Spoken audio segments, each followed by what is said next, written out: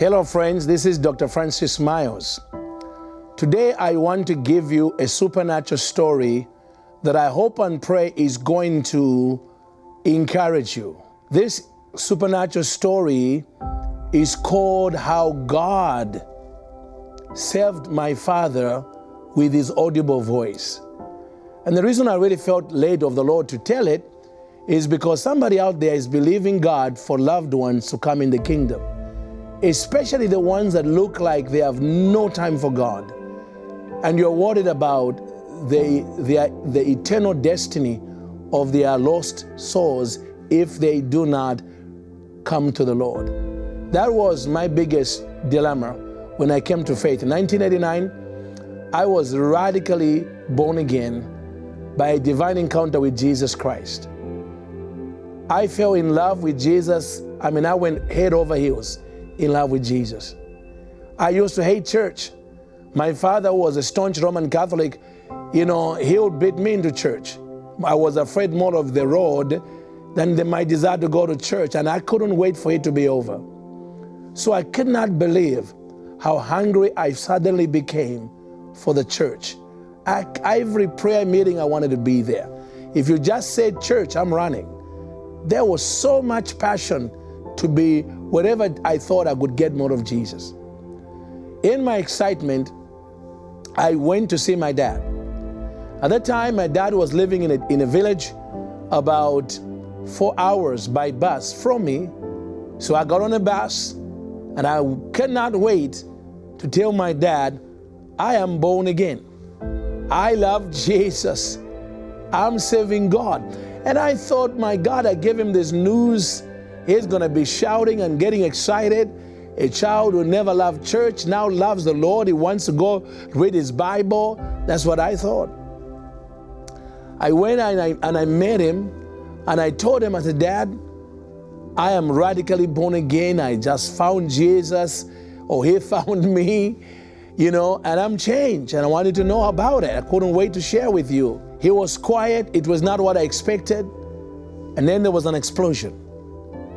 You see, my father at the time was a very staunch Roman Catholic who believed that the Pope was the only person on earth Jesus can talk to. So when I told him I'm saved and I'm going to this Assemblies of God church, we have worship services, we have this, all he heard was, I've left the papacy. You have left the Catholic Church. He blew up. I've never seen him that angry in my entire life. I was devastated because I thought he was going to be excited for me. He was not. He was disappointed in me, embarrassed. He said to me, what did I do wrong? What's wrong with the Catholic Church? Why do you need this? And it got so bad, he denounced me from being his son. He told me, if you don't recant, I never want to see you again. My mother is crying in the background. She's begging. She's caught between the two men she loves, her son and her husband. But I had found Jesus to such a degree, I was willing to give up my father for him. So that's what I did. I cried my whole way on the bus going back. And when I got to the city where I lived, the Holy Spirit spoke to me, pray for him. I said, what? I said, pray for him. So every week I prayed. I was on my knees. I bruised my knees for the salvation of that man, for my father to come to faith. About a year went from the time he denounced me from being his son. Then one day I went into my office at the accounting firm where I was working, and lo and behold, who do I see? Waiting for me at the door to the office was my dad. When I saw him, I panicked because I'm thinking my mother must be dead, because I know my dad. He was a very proud man, very difficult to change when he makes up his mind. So I'm thinking the only thing that can make this man come and see me, my mother is dead. So I started crying. I said, what's wrong with mom? That's what I said. Is she dead? He said, why would you think that? I said, what are you doing here? That was very awkward, but that's what I said. He said, well, can we sit down in your office? I want to talk to you. And here comes the story. He says to me, my son, I've come here because I want to find the God you found. I almost fell off my chair. I said, what? You want to find the God I found? What happened? He said, well, it began about 2 weeks ago. He says, my son, I've never heard the voice of God in my life. I know God as a concept. Yes, I believed. I went to whatever I got from the Catholic Church. I believe that's all there was. But I never thought God talks to people today, let alone me. He said I was doing my normal routine of praying through the rosary.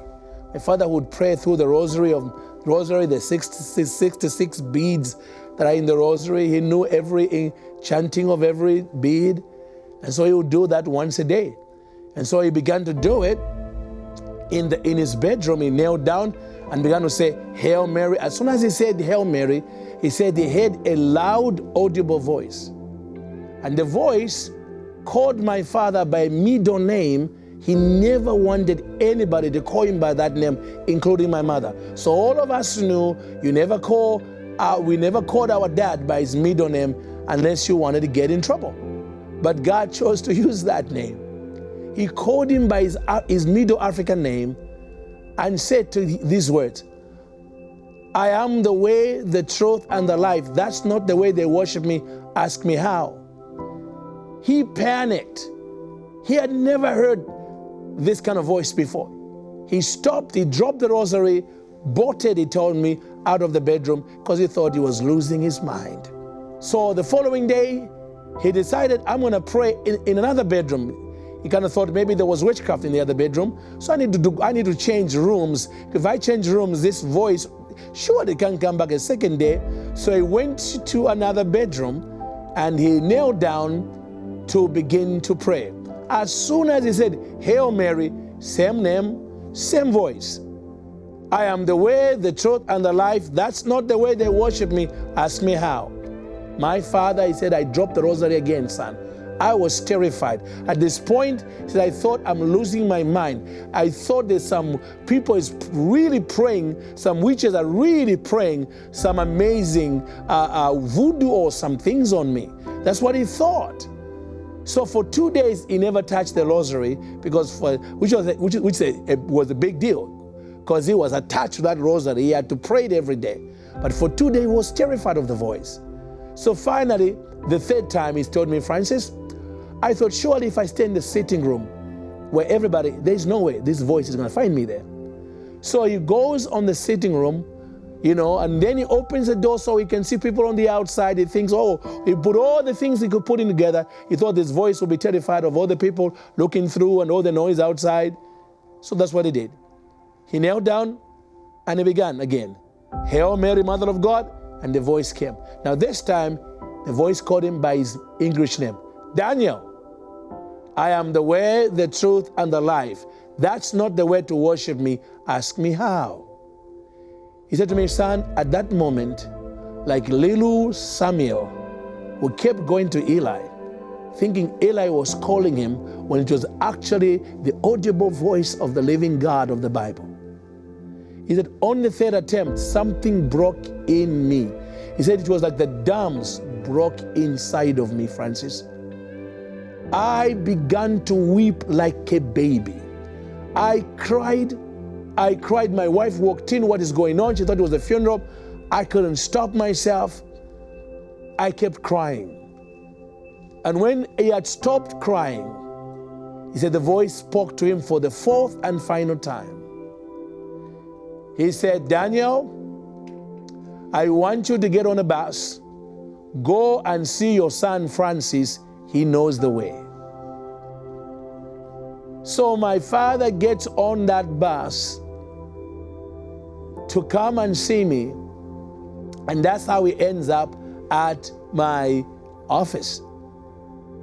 Tears are running down my face. This is not how I expected God to reach him. But you see, we serve a supernatural God. He has multiple ways he can save even members of your family that you have come to become convinced they are so gone, they are so lost, there is no way they will turn to Jesus. Or you know what? God is saying, watch me. My father tells me, Francis, this is why I'm here. The Lord told me you know the way. So guess what? That day, in my office, I was given a privilege by Jesus to lead my own father to Christ. 1 year after he denounced me from being his son. He apologized, said, I'm so sorry, I was a blinded man, but I now know you have something I don't have. God. And I led him to the Lord. He was filled with the Spirit. The power of God came upon him. It was amazing. Radical transformation. After he got born again, my dad went back to the village. My mother said, where did you go? He said, I went to see our son. My mother started smiling because she didn't know he never thought about the encounter. He kept quiet, he kept it to himself. She just was happy. So you guys have reconciled? Yes, we have, but there's something more. And he said to my mother, sit down and gather all the children. All my brothers and sisters came together. And yes, Dad, he sat on a chair and he said, my children, my wife, I am radically born again. I have found the one they call Jesus. Somebody who was a mystical figure has become real to me. And my father began to weep. I now know what it means to be born again. I know what Francis came to tell me, even though I got so mad. I now have it. And he said, I've resigned my position at the Catholic Church where I used to be an elder. I've done it. I am done. I'm going to follow this new path and see where Jesus leads me. My mother said, what happens to us then? He says, well, if you want to follow me in your faith in Jesus, he will receive you too. So in that moment, my father, this new convert, barely 1 week old in the Lord, leads my mother and all my brothers, so my whole family comes to salvation in 1 day. I want to encourage you out there not to give up on your family. Don't give up on your loved ones. Keep praying. Keep believing God. We serve a supernatural God who has millions of ways he can reach your loved ones, even the ones you think are a hopeless case. This is my supernatural story. Amen.